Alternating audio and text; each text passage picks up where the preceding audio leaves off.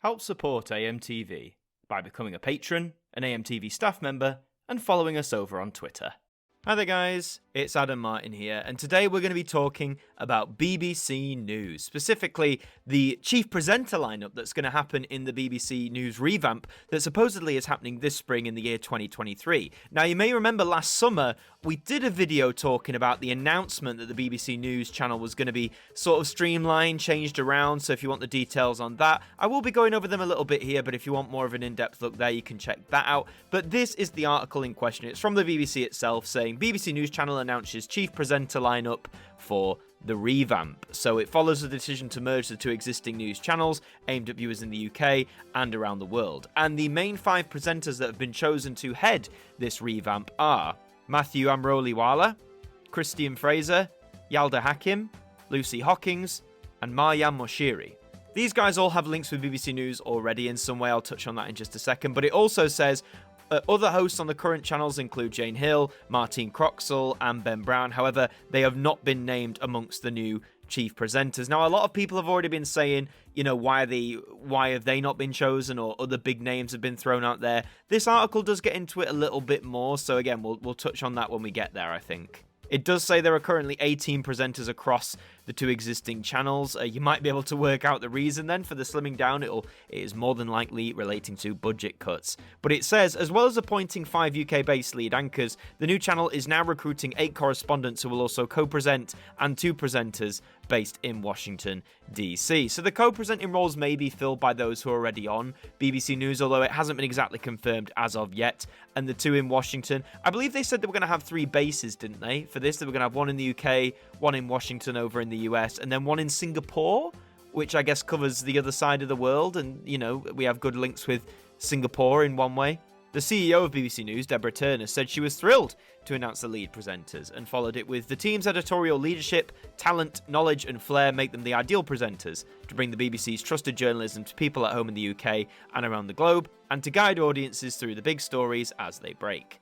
So those are your main lineup, and I think these 5 are equally good presenters in their own different ways in the programmes that they currently front.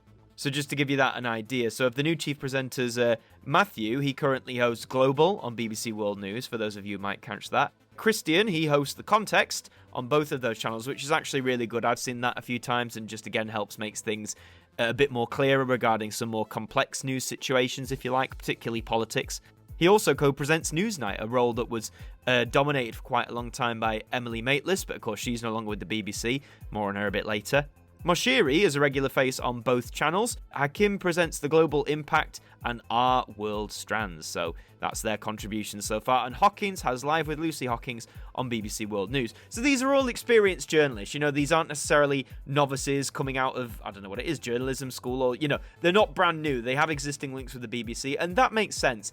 I know the corporation tries to, you know, encourage new talent as well. It tries to bring new generations of both newscasters, journalists, etc. into the fold. But I think when you're merging something, when you're trying to amalgamate, you're trying to slim down, you want confident hands for the job, and I guess these 5 are a good breadth of that. There's a great amount of diversity amongst these 5 as well. You know, the fact, had this been done, say, 30, 40 years ago, these pretty much all probably would have been white men. So the fact we have a real sense of diversity amongst these lead presenters, I think, is a great step forward. And they are all accomplished. I've seen all of them in, you know, some more than others, but I've seen all of these do their programmes at one time or another. And all of them are very competent, very well executed journalists in terms of how they break stories. However, due to the merger, well, not necessarily due to, but in part due to the merger, some people have been announcing their farewells, including some very long-serving news presenters such as David Edis, Tim Wilcox, and recently Joanna Gosling. Now, Joanna Gosling has been on BBC News for 23 years, so a very long time. I've seen her pop up over the years, and again, like many of the others that the BBC has on their team, she's very good at what she does, and she gave a little, quite emotional but very sweet farewell into leaving the BBC. Its guess to that is, you know, that there's a little section further down in the article questioning why so many presenters, not just in news, but in entertainment as well, are leaving the corporation. But before we touch on that, The Revamp news channel is due to launch this spring. It will have the ability to split into 2 separate feeds for the UK and elsewhere at certain times of the day, and if there's breaking news that's mainly of interest to a domestic audience. It will be anchored from London during daytime and evening in the UK, and from Washington DC and Singapore overnight. So yeah, there you go, they were the 3 bases. So during the day and evening, the hours that you're more likely to be awake, or typically awake here in the UK, it is going to be fronted from a UK base, whereas in the overnight hours, you'll get correspondence from Washington DC and or Singapore, it seems. The 2 separate feeds seems interesting for the UK and elsewhere, so at certain times of the day. So if there's, say, a breaking news story in the UK that I guess is more UK centric, is that implying that people watching BBC News in the UK will get that UK feed, but then viewers elsewhere will maintain their international feed as such? Because at the minute, before this merger, we had BBC News, which I guess was more tailored here to the UK, and then we had BBC World News, which naturally catered to a more international market as well. The whole point of these merger is to condense those 2 services into one, and there's pros and cons to it, I think, no matter which way you look at it. But the merger itself, the more time I've had to sort of fiddle with the idea in my head and process it, I'm not necessarily opposed to it. I think there might be a few teething problems to start with, in making sure this works, in making sure this comes across, in making sure the right audiences are getting quote unquote the right stories, I suppose. But it says, that into 2 separate feeds, when it says at certain times that's going to happen, is that going to be dictated by the broadcaster, or does the audience have a say in that? I don't see how they can. If you're splitting it into one channel, it's just BBC News, the broadcasters are surely controlling the feed. So I don't know if we, say, audiences in the UK, will get the choice. Say, oh, we've got a breaking news story here in the UK, but you might be like, well, I'm not really interested in that, I want to see the international news. I don't know how that's going to work. So I think we'll have to see how this goes. But I mean, the main drive behind doing this is, of course, a cost-saving measure. The corporation has been hit with a series of cuts. Obviously, the license fee funding has been frozen for a few years, so they're not making any more money on that per se. It does say around 50 jobs are expected to be lost on and off air as part of the merger. I guess that was always a given. And then it says, why are so many presenters leaving the BBC? And it doesn't just, again, classic BBC reporting on itself. It's not just focusing on the newscasters, it also briefly touches on the different entertainment stars. So you've got, Ken Bruce, Paul O'Grady, Vanessa Feltz, Emily Maitlis, who we mentioned, Dan Walker. They've all left or are leaving, and they're going to take up jobs in the commercial sector. So for those who aren't familiar, the BBC is a public service broadcaster. So these guys, yes, they are on, they're on a wage, and a lot of them for a time were on a pretty decent wage.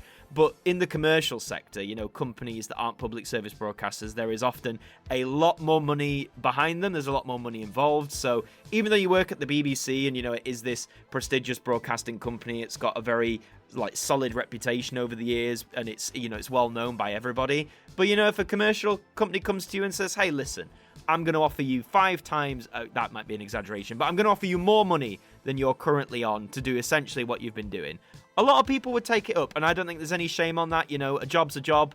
You've got family to provide for, or yourself, or whatever. I completely get it. I think the biggest hit was Ken Bruce, because he's been on Radio 2 now for, 31 years, something crazy like that. And listen, he was always going to retire at some point, as they all do.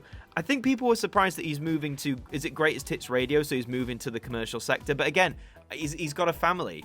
Is he still doing a 5-day-a-week show, or is he reducing his hours? But, they've basically offered him more money, which, again, is fair enough. It says there are a plethora of reasons for the exit of major entertainment personalities, ranging from the publication of their salaries to the fragmented media industry. Yeah, that was a whole thing for a time, wasn't it? The BBC having to post the salaries of its top earners, per se. I know that irked a lot of people. If you look on the follow-up article that was actually posted back in September about, what's behind them all leaving, there's actually quite a list there. Vanessa Feltz, Simon Mayo, Andrew Marr, Peter Crouch, Emily Maitlis, John Sopel, Dan Walker, Steve Wright, Paul O'Grady, Craig Charles, Graham Norton, Sean Keaveney, Sue Barker, all gone.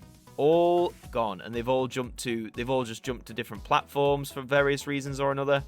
Although it does touch on there is a big reorganisation happening within the BBC, and a lot of that, the news team has been shaken up. They're saying that is to reduce costs. So it says since 2017, the BBC has been required to publish the salaries it pays sections of its top talent. Simon Mayo described it as an annual turkey shoot, while Graham Norton said it was not comfortable and not nice, and both have left their BBC radio jobs in recent years, which is absolutely true. And, it's fair to say that, they always earn a lot of money, those top earners. But this person makes a good point by saying if a presenter is offered a 50% increase in salary without the hassle of a public spotlight on their earnings, that's a very attractive proposition, even for those committed to the BBC's public service ethos. It was a terrible mistake to force the BBC to reveal the top talent salaries, and I suspect this pattern will only get worse.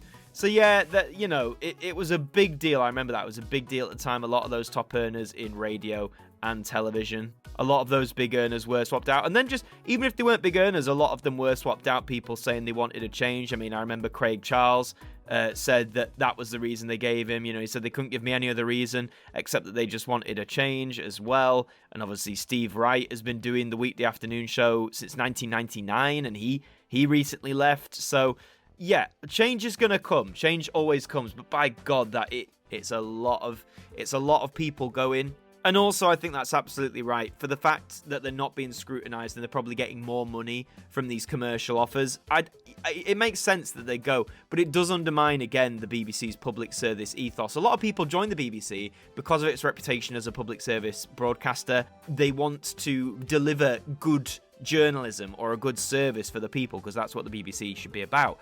But when that's not being helped by either the corporation or the publication of salaries or other things, taking a more commercial job just becomes the better offer. So that is essentially the new lineup for BBC News. I'm personally quite happy with these 5 leading the charge. I think, again, there's a great diverse mix there. They're all really good journalists in their own way. They're all sort of different from each other as well, both in their personalities and their presenting styles. And it actually makes me more excited for when this merger actually kicks off in the spring. I might do another video when it actually does happen, the merger, just to give you my initial thoughts on it, how the service works. But that is what's going to happen. So if you enjoyed listening to this video, please leave it a like. It really helps us out. And also subscribe to the channel if you're brand new as well. We'd love to have you aboard, not just here, but on the whole AMTV network. So make sure you go and subscribe to the other channels as well. Leave your comments down below. Are you excited for the BBC News merger to take place, or are you not that fussed? Let me know down below. I've been Adam Martyn from AMTV. Thank you for joining me, and I'll see you next time. Thank you to our patrons for helping to support the show, and a special thank you to Macra, Hooks Media, Ben Freeman, Ethan Carberry-Holt, Bruce Danton, The Broken Kitsumanoid, Globe of Reviews, Trev Hughes, Derek Chambers, Sean Knock, and DSTV New Zealand, our AMTV staff members.